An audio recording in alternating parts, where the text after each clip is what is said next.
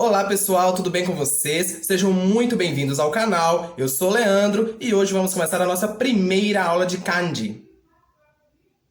Os kanjis, também chamados de ideogramas, são aqueles caracteres utilizados na escrita japonesa que parecem ser bem mais complicadinhos do que o hiragana e o katakana. E de fato são. Mas quando a gente começa a se acostumar com eles, a gente percebe que eles não são um bicho de 7 cabeças, igual muita gente acha que são. Diferente do hiragana e do katakana, que precisam se combinar para criar um sentido mais amplo, como palavras, frases, os kanjis trazem consigo um conceito já embutido, uma ideia pronta, formada, que teve origem em uma observação de um fato natural, ou de um objeto, ou parte do corpo. Muitos dos kanjis utilizados na escrita japonesa vieram importados da escrita chinesa, da época das dinastias Han, entre 206 a.C.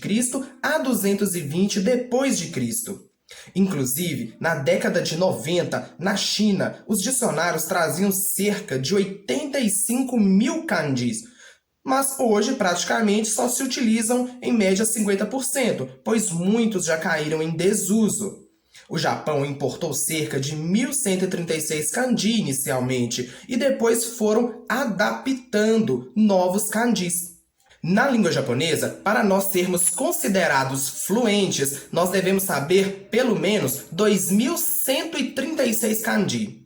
Mas não precisam se assustar com esses números, pois à medida que vocês vão estudando gradualmente, números não vão significar nada. Quando vocês assustarem, vocês já aprenderam muitos kanjis e nem se deram conta. Afinal, é muito importante que nós façamos do estudo algo prazeroso, algo divertido e não um sofrimento. Muitas pessoas imaginam que aprender kanji é impossível, é a pedra no sapato de praticamente todos os estudantes. Mas nós temos que tratar os kanjis como amigos, porque eles nos ajudam bastante dentro do idioma japonês. Nos dias de hoje, pessoal, na língua japonesa, existem milhares de kanjis. Mas ninguém precisa saber tudo. Afinal, é impossível saber tudo. Nem mesmo os japoneses sabem todos. Isso acontece porque muitos desses kanjis não são tão comuns. São kanjis mais raros e também utilizados em momentos específicos ou em textos muito específicos que não são comuns no dia a dia. Mas o Ministério da Educação japonês diz que o ideal é saber no mínimo 1.130 kanji. O kanji, como eu disse, salva vidas dentro do idioma japonês. Por exemplo, ele nos ajuda a diferenciar hiraganas ambíguos, ou seja, palavras escritas do mesmo jeito, mas que o sentido é totalmente diferente. Se pegarmos, por exemplo, a palavra kumo, nuvem.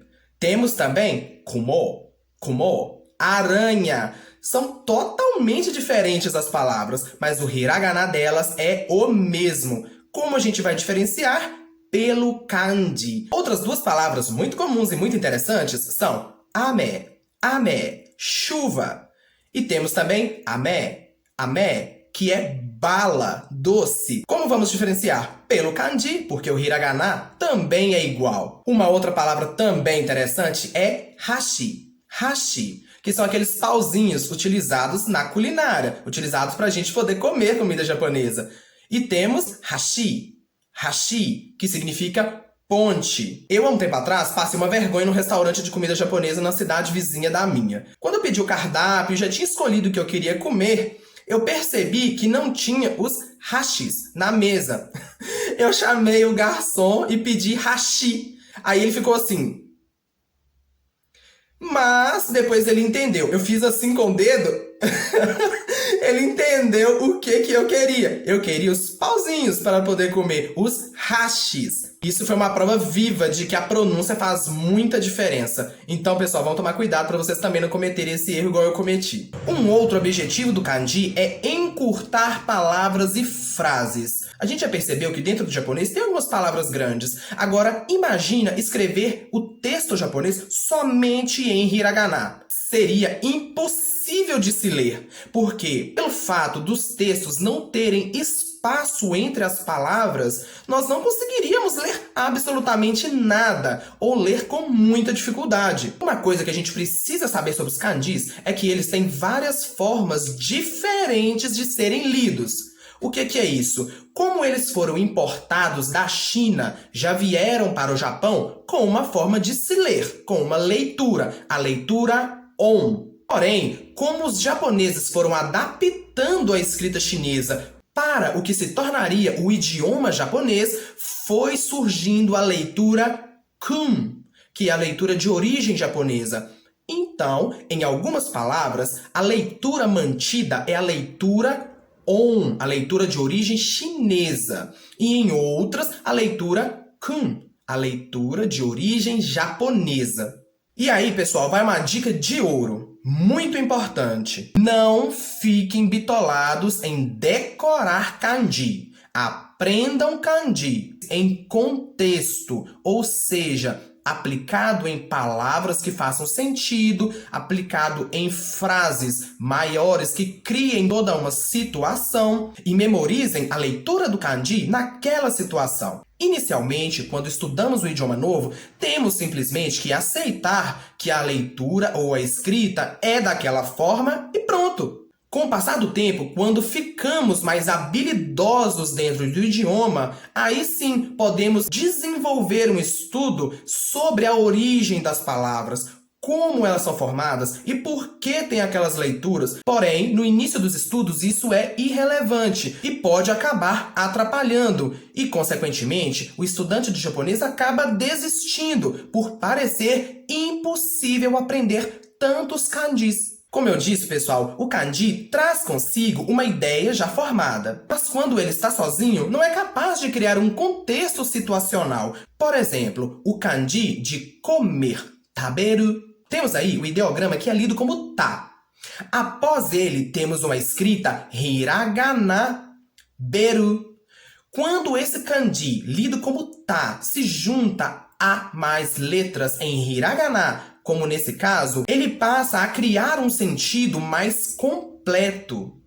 Esse kanji traz a ideia de comer, porém, ele sozinho não significa comer. O verbo comer é taberu. Precisamos juntar o kanji com o seu okurigana. Okurigana é a escrita hiragana que fica para fora do kanji, como nesse caso. Então, quando unimos essas duas partes, cria-se um conceito pronto e acabado. Nesse caso, comer, taberu. Muitas pessoas se perguntam como eu vou saber a leitura desses kanjis dentro das frases. É impossível lembrar tudo, já que eles têm várias formas de se ler. Mas não é tão difícil assim. Para isso, surgiu furigana. Furigana. Muitas pessoas no português falam furigana, mas como nós já vimos, o som de fu, nós vamos falar hu. Esse furigana fica por cima do kanji. Ele vai mostrar a leitura do kanji dentro do texto, nos anos iniciais dos estudos dos japoneses e também nos materiais de estudos para os estrangeiros, costuma-se muito utilizar o furigana. Assim, quando a pessoa bate o olho no kanji, já sabe como ele será lido pelo fato de ter esse recurso. Uma coisa, pessoal, que a gente também tem que destacar é que a escrita oriental, lá no Japão, também é feita da direita para a esquerda, assim como nos mangás. O que para nós seria o fim do livro, para eles é o início. Por isso, é lido de trás para frente. Então é comum, perfeitamente comum, vocês verem textos escritos em pé, na vertical, e da direita para a esquerda. Uma outra coisa que é interessante é que em alguns mangás, os autores escrevem katakana como forma de leitura de alguns kanjis. E isso é perfeitamente normal. Esse é o brincar com as palavras que esse tipo de literatura permite. Agora, não bastasse ter que saber tantos kanjis, ainda é preciso saber como escrevê-los. Você sabia disso? Pois é, isso acontece tanto no hiragana, quanto no katakana, quanto no kanji. Existe a ordem dos traços. Isso significa que há uma forma correta para se escrever os kanás dos silabários e também os kanjis. Isso, pessoal, ajuda numa escrita mais bonita e balanceada, Também, saber a ordem dos traços dos caracteres japoneses vai impedir que você esqueça algum traço, principalmente nos kanjis, que tem muitos traços. Mas podem ficar tranquilos que depois nós teremos vídeos explicando somente a ordem dos traços. Uma curiosidade, pessoal, vocês sabiam que o hiragana e o katakana também se originaram do kanji? Pois é, quando ele foi importado para o idioma japonês, eles sentiram a necessidade também de uma simplificação e daí surgiu realmente a escrita japonesa e os silabários que nós conhecemos. Agora, pessoal, para finalizar essa aula, eu trouxe alguns kanjis que são muito interessantes. São kanjis mais simples, aprendidos no início dos estudos, mas que comprovam realmente a essência desse conceito que eu falei, dessa ideia que eles trazem embutido, o que facilita muito a sua identificação visual. Observem, por exemplo, o kanji de rio. Kawa, kawa. Ele se parece com uma correnteza de um riacho.